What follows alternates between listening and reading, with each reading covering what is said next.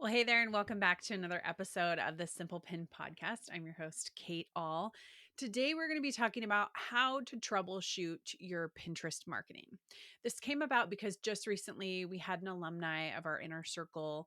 She emailed us with a few follow up questions, and Sarah, who's our amazing team manager and leader of this inner circle, shared with her some troubleshooting tips that we use with our clients. And I want to share those with you today so that you can use them as a guide when you feel like your Pinterest marketing isn't working or it isn't progressing the way that you have hoped. As a reminder, we have our podcast on YouTube and in your podcast app. So don't forget to subscribe so you don't miss an episode. Also, Pinterest has now over 522 million monthly users, and that number is growing every single quarter. We love the quarterly reports. So great. So, what this tells us is that the health of Pinterest is super strong, and they are adhering to their mission to remain the outlier in social media. They are not social media, they are search and discovery. Right now, during Q4 is the largest traffic time, or at least going into Q4. And it's where we see the most visits and actually the most sales for our clients. Using Pinterest as a cold lead source can open up new opportunities, new customers, and new community members. We want to help you reach those new heights. So book a call with our team so that our agency can work on your behalf. You can go to simplepinmedia.com/services, or if you're listening to the podcast, scroll down below in your podcast app. Alrighty, let's dive into today's episode about how to troubleshoot your Pinterest marketing.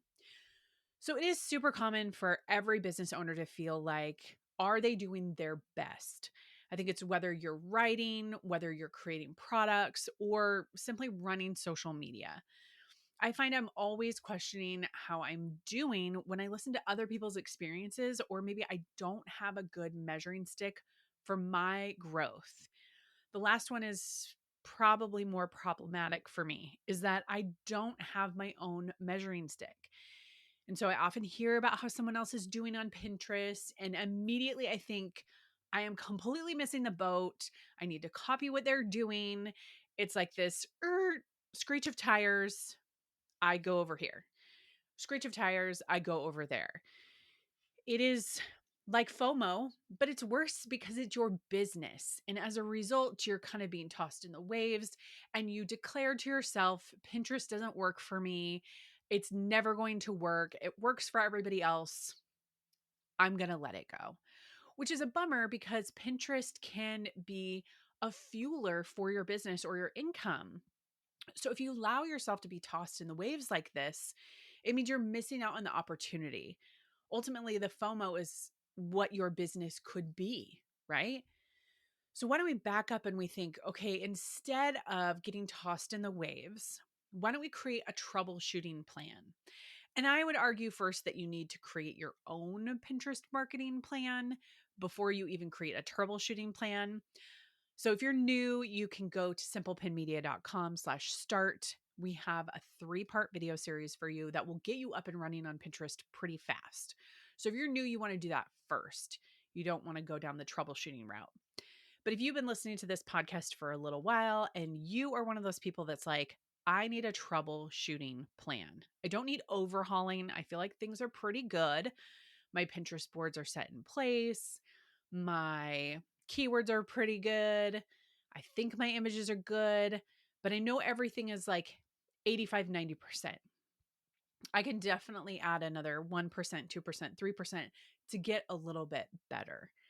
We call this troubleshooting. You're just going to make small changes. So today I want to walk you through a few things that you can do to create your troubleshooting plan, things that can be a part of it. Number one is analytics is going to tell you the full story. And I think Pinterest analytics is actually getting better and better all the time. From where it was 5 years ago, even 3 years ago, there is a lot that you can see. And now, with that being a lot that you can see, it can be super overwhelming. You can open up, there's 9 different metrics, there's dates, there's video versus static pin, there's board, there's a lot. So before you troubleshoot, if you've never gone into Pinterest analytics, I highly recommend you go in and you just click around. You can't break anything. You can't get anything wrong. Just click everywhere. Look at what the numbers look like, especially if this is the first time you're really diving into the data. Go through, look at what it looks like, just check it out. That's it. For this example, we're going to use outbound clicks. This is essentially your Pinterest sessions, and Pinterest sessions generally follow a very similar pattern year over year. That is for established accounts. So if you have been on Pinterest 2+ years, this is going to tell you what happened in your first year, what happened in your second year. I still recommend this method if you've been on Pinterest 10 years like us, because what it allows you to do is to see the fluctuations and the movements, right? Oftentimes there's movements in your analytics that are not dependent on things that you do. Their algorithm changes, which kind of suck. Like they're not our favorite, right?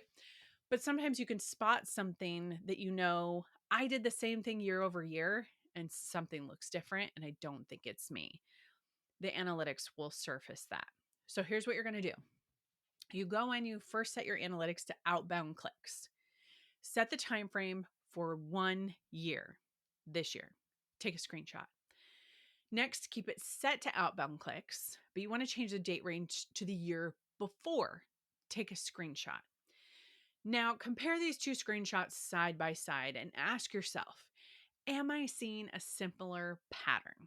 So do I see the same spike in January? Do I see the same decline in March? Am I seeing things that at least look similar? If the answer is yes, then what we tell people, there's usually not a whole lot to worry about. But if the answer is no, and you really see a drastic difference, then we're going to dig into our checklist. I also want to say this too. There is a phrase we often get in our customer service emails about a spam filter and being caught in a spam filter. We've heard a few Pinterest reps say there is a spam filter. We've heard Pinterest reps say there is not a spam filter.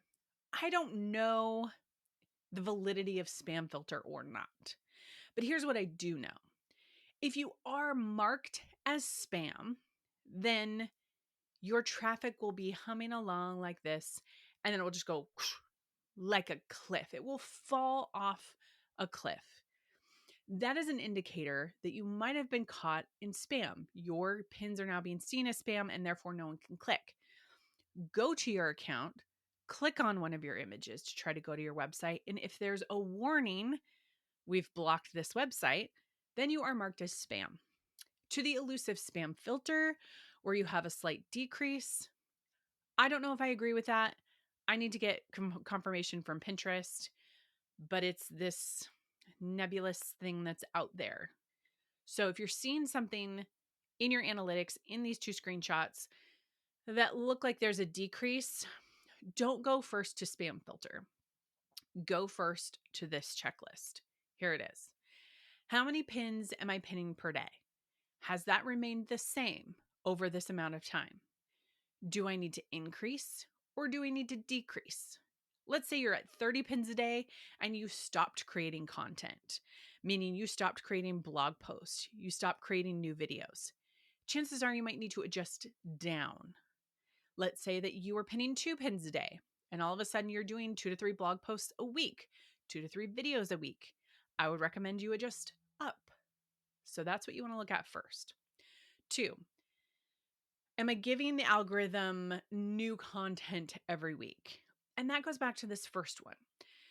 When people do 30 pins a day and then they stop creating content, I think it's less that they are doing 30 pins a day and more that they've stopped creating content over and over and over again. All of our clients who stop creating content, I see a decrease in their outbound clicks.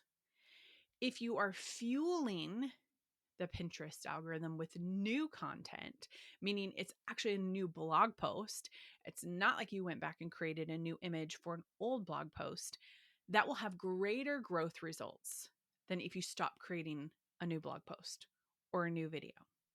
So that's important to take into consideration. How many video pins am I incorporating into my strategy? Video pins were doing really well, probably up until like 3-4 months ago. In fact, I was at a conference, Flavor Media Summit. There were a lot of food creators. And that was a question. How is video doing on Pinterest? One woman said, video is crushing it for me. Somebody else said, video is doing nothing for me. And they were sharing video pins the exact same amount each week. So evaluating whether or not your video pins are performing for you, maybe they were before, maybe they're not now, that's something to consider. The next thing on our checklist is, am I adding what's trending to my analytics to pin every week? So if you know that you have great content going into the fall, maybe it's about Halloween or fall related themes, and you are not adding any of it right now, you're missing the boat on trending searches. If you create evergreen content where you don't have as much of a seasonality component, think about how you can look at your topics and maybe change the wording just a little bit to see when the high search time is. And you can really optimize for that time. Get creative. Go to trends.pinterest.com, and you can evaluate when those high times for your content are. So it's really important to pay attention to that. This gets to the next one. Am I including seasonal pins to the mix? Here's a great example of something that is just an evergreen post that works all year. How to make bread in the Dutch oven. Maybe you change it to say, this is the best bread for the fall. Making bread in the Dutch oven for camping. Making bread in the Dutch oven this winter. And that can be done on your Pinterest image. So that doesn't necessarily need to be done on the content itself, because baking bread in a Dutch oven, you just wrote this amazing blog post, it gets all this traffic. Have you created new images that catapult, capitalize on the seasonal trends? And you can also create content on your website or video content that is also around seasonal trends. Last, do you see a pattern in your analytics in terms of a pin style that seems to be consistently trending? Can you make more of that? In our last episode with Amanda McKinney, she brought this exact topic up. She said, I used to use my face on all of my Instagram images and it did really well, but I didn't think I could do that on Pinterest. She went through her inner circle and she was like, I'm going to use my face on my Pinterest images. And those have been trending higher than ones that were stock images. A lot of times we get married or attached to a pin style that we've used for a long time. And the thing is, sometimes you need to change it up. Sometimes you need to add a different pop of color. Maybe you need to add a different type of image. Maybe you need to go and get your own lifestyle images done. But if you're not analyzing which images are actually doing really great, then you actually don't know. You're just guessing. And then last, ask, can I adjust my current strategy? Is there anything I haven't been doing that I can start doing in an effort to course correct? When you find one of those things in this list of troubleshooting that you want to change, make that change and do it for a few months and see if it makes a difference. Similar to what Amanda said. She simply made the change of going from using her face on an image instead of a stock image. And she wants to test those going forward. She's not changing keywords. She's not changing her content cadence. She's not looking at seasonal content. She's just doing that one thing right now. Your Pinterest strategy is your own. And really, you can take advice from me. You can listen to this podcast. My hope is that I'm not necessarily just telling you what to do, but I'm giving you things to think about so that you can make minor tweaks and you don't feel like you have to overhaul everything simply because somebody told you that it worked for them.